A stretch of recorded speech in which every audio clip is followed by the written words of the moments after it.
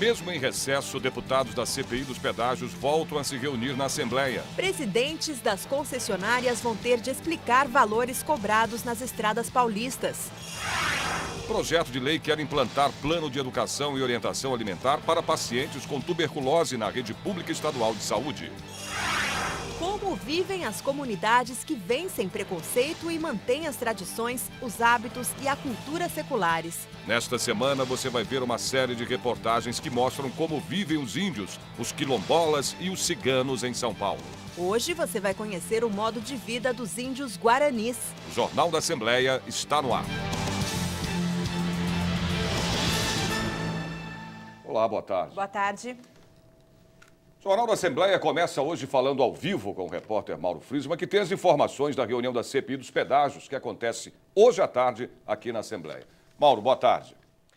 Boa tarde, Sérgio Everton. Boa tarde, Raquel Santos. Os deputados integrantes da CPI, que investiga os valores cobrados nas estradas paulistas e os contratos das concessionárias, hoje vão deliberar requerimentos e vão ouvir 7 pessoas. Eu vou citar aqui os nomes de cada uma dessas pessoas. Maurício Vasconcelos, que é diretor-presidente da Autoban, que administra o sistema Anhanguera Bandeirantes. José Carlos Cassinaga, diretor-presidente da Ecovias, que administra o sistema Anchieta Imigrantes. Linomar Barros Deroldo, diretor-presidente de 4 empresas, Autovias, Centrovias, Intervias e Via Norte. José Renato Ricciardi, diretor-presidente da concessionária Rodovias Colinas. Dário Reis Lopes, ex-secretário de Transportes do Estado de São Paulo.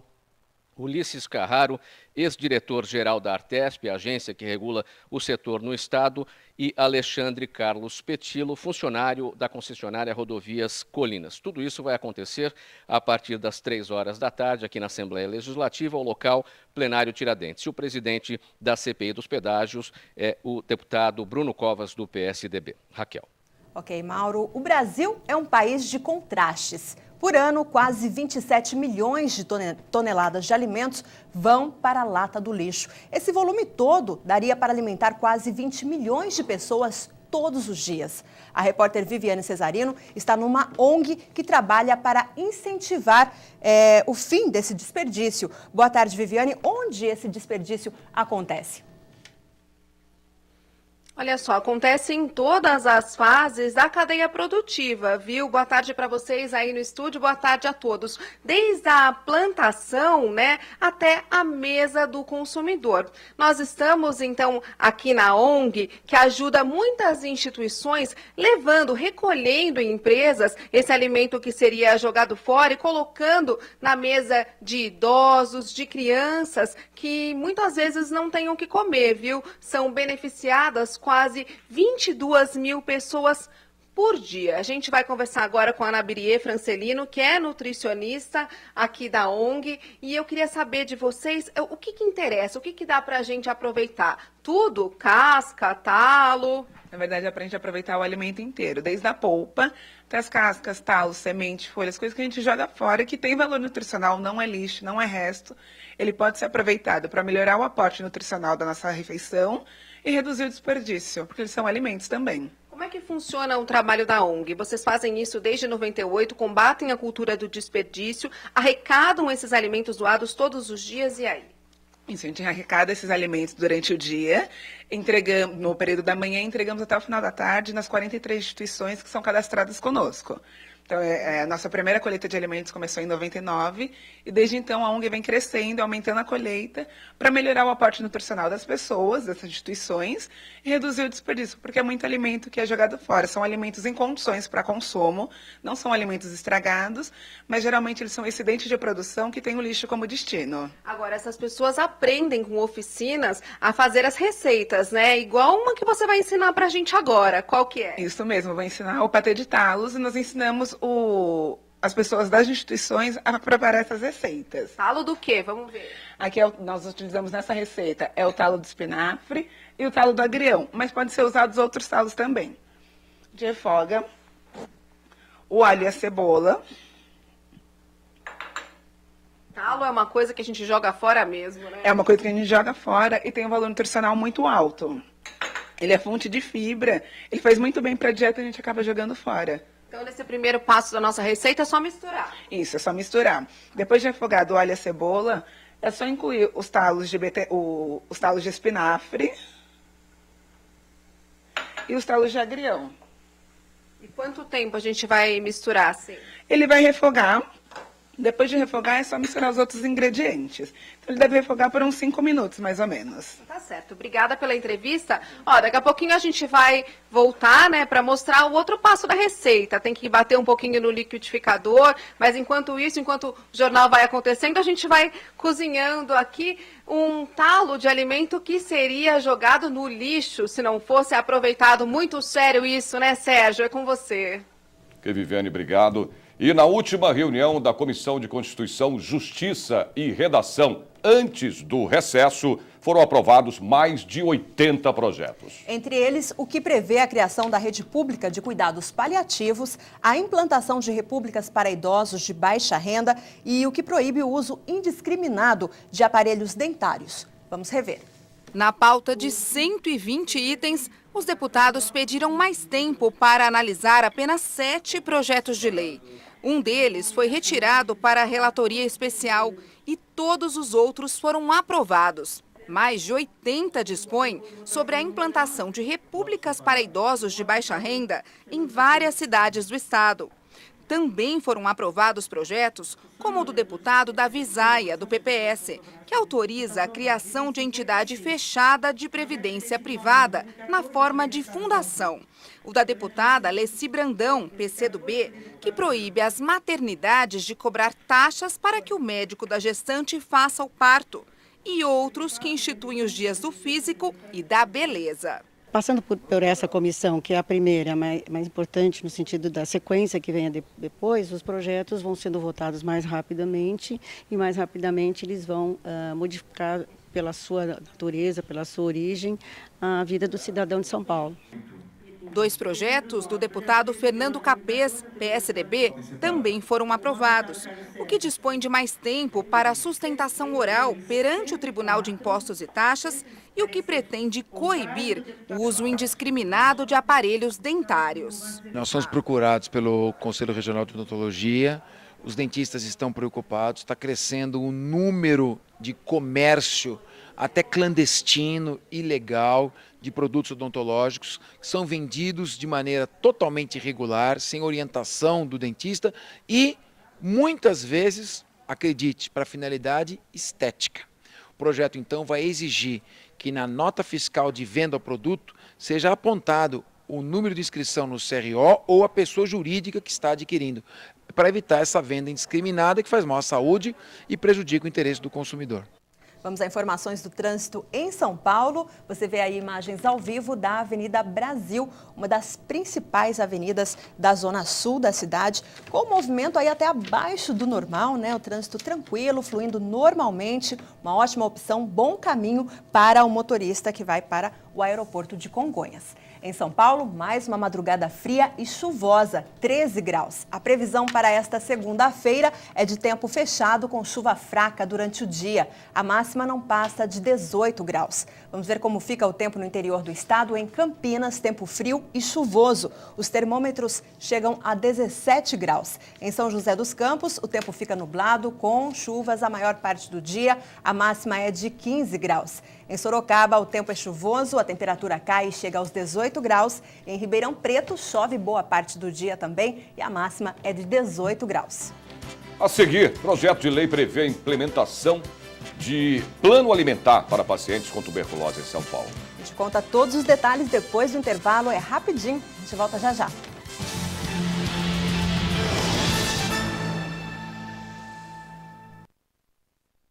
Não importa qual seja a temperatura ou época do ano, quando falamos de proteção solar, é preciso cuidado com a pele.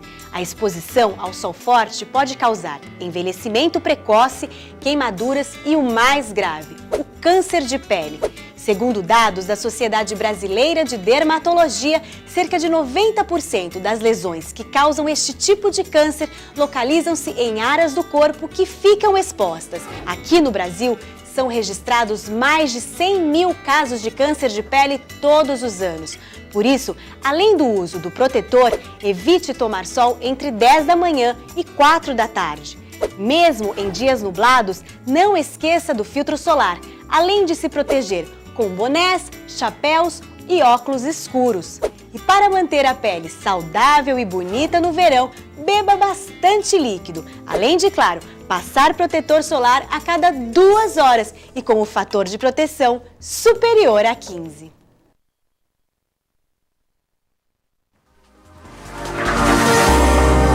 TV Alesp, a TV da cidadania.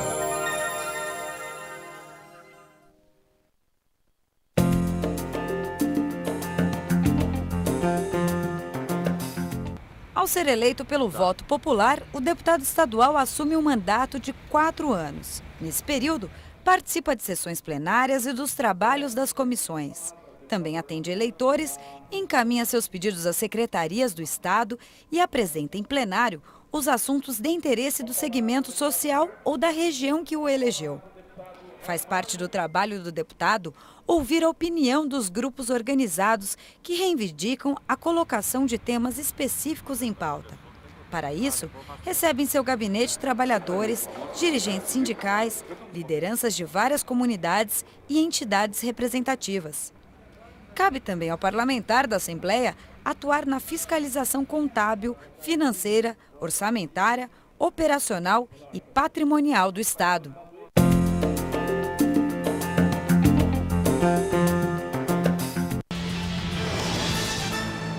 Segundo a Organização Mundial de Saúde, cerca de 4.800 pessoas morrem no Brasil vítimas da tuberculose. Projetos de lei no Legislativo querem implantar o plano de educação e orientação alimentar voltado a pacientes de tuberculose e seus familiares.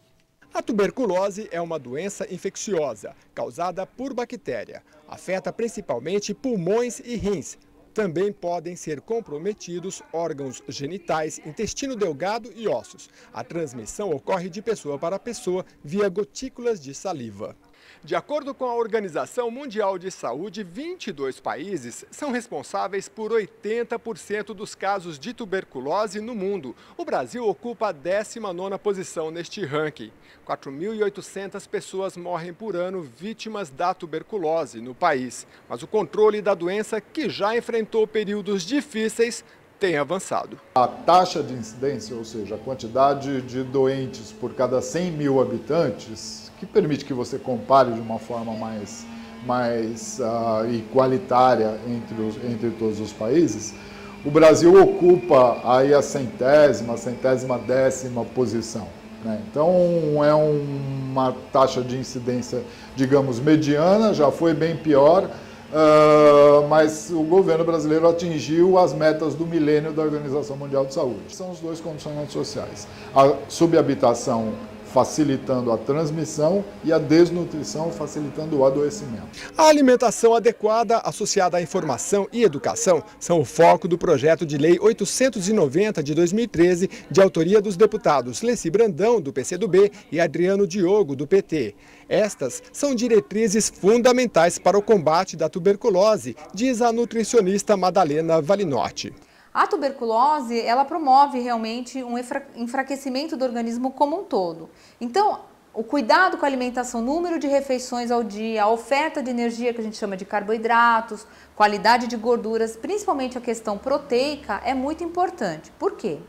Porque as proteínas, elas são base, junto com alguns minerais e vitaminas, para a formação do sistema imunológico. Então você vai reforçar o sistema imunológico desse indivíduo, ajudando com que ele possa se recuperar melhor, lógico, junto com a ação dos medicamentos. Além da alimentação adequada, o projeto prevê a implantação de um plano de educação e orientação alimentar voltado a pacientes de tuberculose e seus familiares. O objetivo é estimular o consumo de alimentos saudáveis, hábitos de vida benéficos e a execução de atividades físicas, explicam os autores do projeto. É um programa para a gente mapear toda a população que tem tuberculose no estado de São Paulo e eles terem uma bolsa alimentar. É isso. Entendendo que a tuberculose é uma doença muito séria e que essa doença está voltando para a sociedade, né, brasileira e principalmente para os menos favorecidos, a gente teve a ideia de trazer, né, como projeto de lei. Embora esteja na Constituição, que todo mundo tem direito à saúde, à educação, enfim, a tantas coisas, mas nem sempre essas coisas na Constituição são cumpridas, nós resolvemos elaborar esse projeto de lei e esperamos que ele seja aprovado. Vamos a mais informações do trânsito em São Paulo. Você vê imagens ao vivo da marginal do Rio Tietê. Trânsito intenso aí nos dois sentidos. Neste primeiro plano, você vê os motoristas que seguem no sentido rodovia Ayrton Senna. Veja como fica o tempo nesta tarde para o interior e também no litoral do estado. Em Santos, tempo chuvoso e frio. Máxima chega aos 17 graus. Em São José do Rio Preto, o tempo fica nublado e pode chover durante o dia. Máxima de 18 graus. Em Mogi das Cruzes, os termômetros não passam de 17 graus. E em Piracicaba, a temperatura máxima deve chegar aos 18 graus. E na primeira reportagem especial sobre comunidades remanescentes, você vai ver como vivem os índios guaranis em São Paulo. A reportagem está imperdível. A gente volta já já, não saia daí.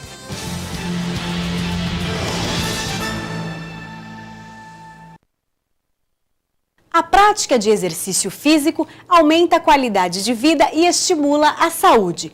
Pessoas com o hábito de se exercitar diminuem o risco de doenças vasculares, ganham massa muscular e estimulam o emagrecimento. Quem pretende levar uma vida mais saudável pode começar com exercícios ao ar livre, em parques, praças e centros esportivos. O ideal é aproveitar os momentos mais frescos do dia, antes das 9 e depois das 5 da tarde, evitando o calor.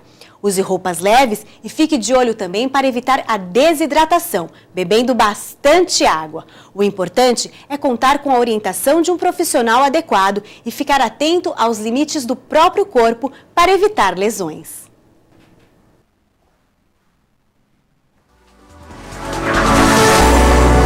TV Alesp, a TV da cidadania.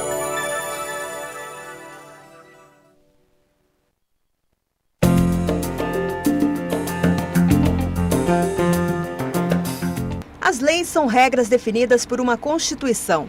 No caso da legislação estadual, os projetos podem ser propostos por deputados, governadores, Tribunal de Justiça, Procuradoria-Geral de Justiça e pelos próprios eleitores.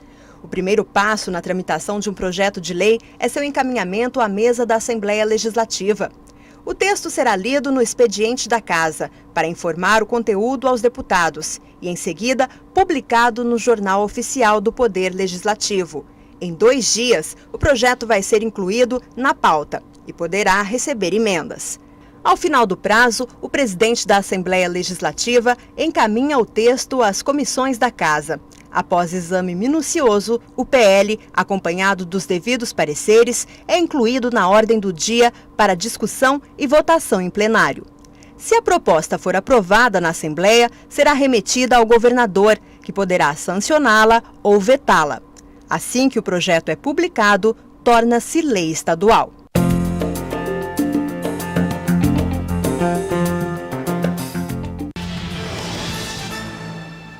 Nós voltamos a falar com a repórter Viviane Cesarino sobre um problema característico do Brasil que, se resolvido, poderia acabar com a fome no país: o desperdício.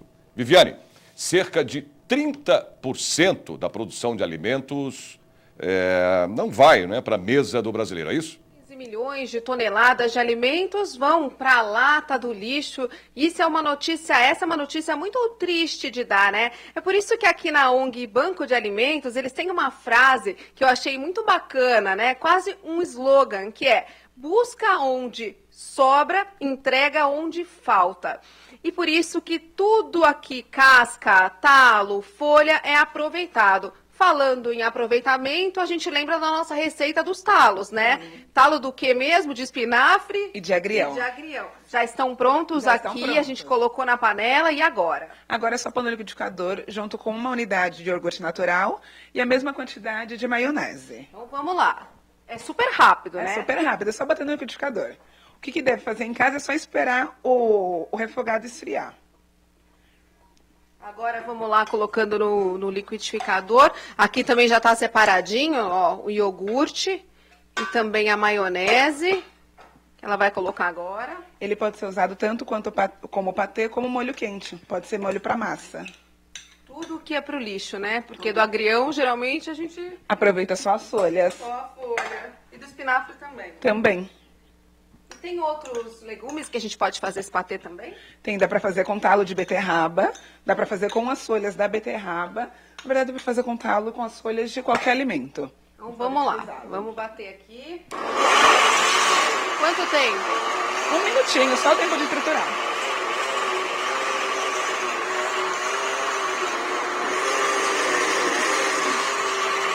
Prontinho. Deixando a torradinha aqui no jeito, tá pronto. Tá pronto. Ele virou um patê verde.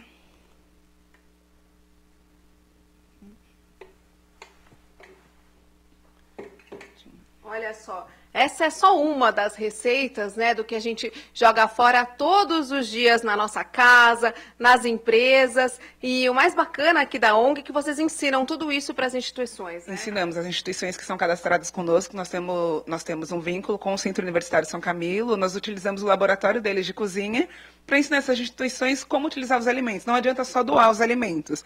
Tem que ensiná-los como aproveitar da melhor forma possível. Então, todo mês tem uma oficina com as instituições para eles aprenderem como utilizar esses alimentos. Tá bom, muito obrigada então pela sua entrevista. A gente volta com vocês aí no estúdio, Sérgio, Raquel. Ok, Viviane. O Jornal da Assembleia vai mostrar a partir de hoje uma série de reportagens especiais sobre as comunidades remanescentes que vivem aqui em São Paulo. A primeira delas é a dos índios guaranis. Você vai conhecer agora a aldeia Crucutu, onde o respeito pelos antepassados e a educação das futuras gerações são a garantia da tradição de um povo.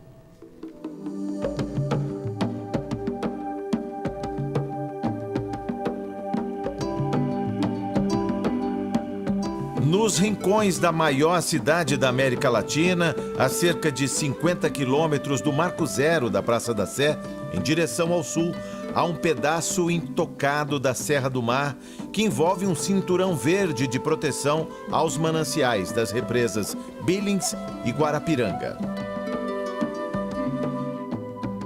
Sim, São Paulo, segundo o novo plano diretor, tem pelo menos 20% do território em área rural. Parece que a cidade parou no tempo. Aliás, aqui o motorista por vezes tem que tirar o pé do acelerador, porque quem dita a velocidade são as vaquinhas que tranquilamente buscam o melhor pasto. Em plena área de proteção ambiental Capivari Monos, encontramos a antiga barragem, que no passado não tão distante impedia que as águas da Billings afogassem os sítios e fazendas da margem oposta. Só que a represa está secando. E hoje, a barreira de rocha e terra se tornou inútil. Mas sobre água, vamos falar mais adiante. Mais alguns quilômetros de estrada de terra dentro da mata em Parelheiros e encontramos a maior reserva indígena guarani, a Tecoá Nhenhen Porã, Crucutu, criada por Decreto Federal 94.222 de 1987. Água potável e luz elétrica estão garantidas para os índios. Outras benfeitorias urbanas também chegaram à aldeia. O posto de saúde da prefeitura e, ao lado, o CECI, o Centro de Educação e Cultura Indígena. Uma creche onde se aprende em Guarani. É na porta da creche que fomos recebidos pelo cacique Crucutu.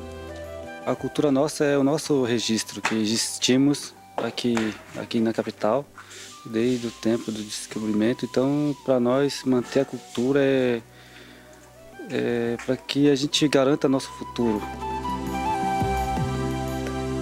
O Guarani é lutador, né, no caso. Hoje em dia, a gente batalha muito para ter a demarcação da terra, a ampliação da terra, e a cultura que fortalece a gente. Discriminado, às vezes é criticado, discriminado, às vezes tem preconceito. Fala que o índio não trabalha, fala que o índio não vai aquilo, fala que o índio não faz nada, só dorme. Discriminação na pele. O cacique comenta o estranhamento do homem da cidade quando vê o índio em calça jeans, portando o celular. Vieram pessoal da faculdade, né? Desceram do ônibus, aí começou a reparar, né? Mas não tem índio pelado aqui? Mano, a gente não anda pelado, isso já passou.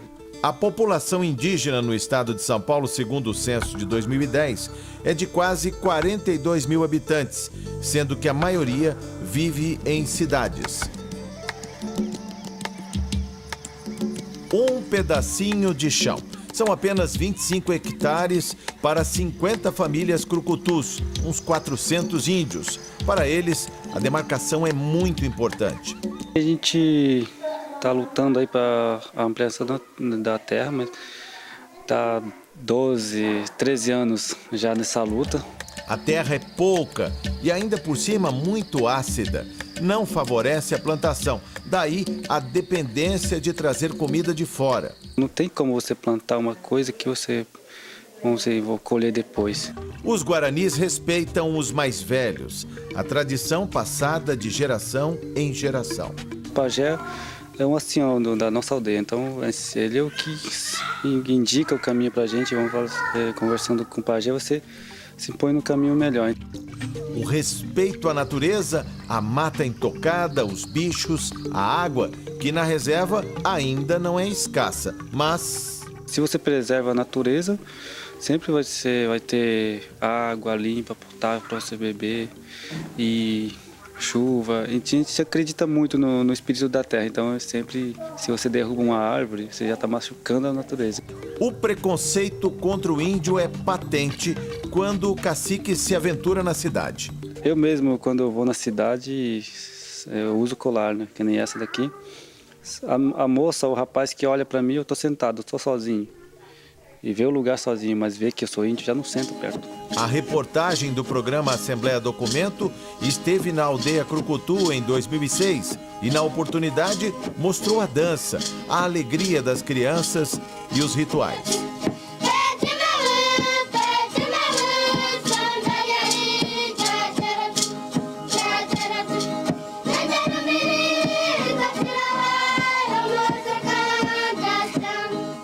A Casa da Reza está de pé, feita de pau a pique, galhos trançados, revestidos com barro, como a maioria das construções da aldeia. Tudo muito simples. Na aldeia há uma escola do estado, bilíngue, até a 5ª série. Acima disso, a meninada vai de ônibus para outra aldeia, prosseguir nos estudos. E sempre falando para o jovem que o futuro são eles, então a gente sempre fala para eles que o futuro são eles, que eles podem estudar. Às vezes, quem sabe lá para frente vai ser um cacique, uma liderança. O escritor e presidente da Associação de Cultura Guarani mostra a represa que demarca os limites da reserva. Do outro lado já é São Bernardo do Campo e não há demarcação. Então a sociedade tem que entender também que o povo indígena, em geral, tem sua cultura e a nossa cultura pode chegar lá fora. Porque quando a gente vai lá, a gente tem que saber viver no mundo deles.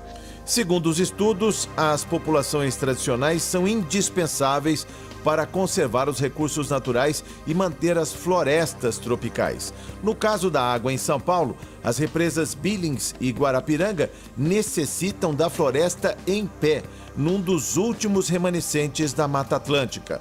A água, que está faltando nas torneiras em alguns bairros da cidade, aqui ainda é abundante. Mas o índio escritor faz uma advertência. Nós temos que aprender a respeitar a floresta, porque se você não respeita a floresta, você vai destruindo as nascentes. Então, se existe nascente, tem que ter floresta. Então, destruiu a floresta, acaba as nascentes. Então, se o povo da cidade não se preocupar com a água, um dia eles vão guerrear entre eles mesmos. Quase não se vê idosos na aldeia Crucutu, mas em compensação, as crianças parece que brotam no capim e estão por toda parte. Com espaço para correr, os índiozinhos levam muito a sério o sagrado direito que toda criança tem de brincar e fazem isso o tempo todo, inclusive no meio da entrevista. É só risada. E mais a gente procura mais só na brincadeira. Se não estão saltitando na capoeira, eles levam a felicidade para o alto das árvores. Em cima da mexeira, ficam troçando dos visitantes. Quando a tarde se vai, os índios crucutus se recolhem. Quem trabalha fora retorna antes que o breu tome conta da estradinha. O artesanato garante parte do sustento e a cultura da aldeia. Algumas pessoas fazem artesanato para vender, então a gente vende aqui mesmo quando o turista vem. Para Olívio Gecupé, a história oral sempre foi e será importante, mas é a escrita que vai ajudar a manter essa tradição e fortalecer as origens culturais dos povos indígenas. Daí, a necessidade de educar as crianças em Guarani, de olho no futuro. Dentro da escola, a gente procura sempre trabalhar com a língua materna, que é o Guarani, né, com escrita, ilustrações e atividades que é da brincadeira e do cotidiano Guarani. Eu tento, preservar a natureza, não deixar a cultura de lado. Maneira de ver a vida e se comunicar também vem da língua materna que a gente carrega na mente e no coração. A sobrevivência guarani reside na força da língua. Eu quero estudar muito.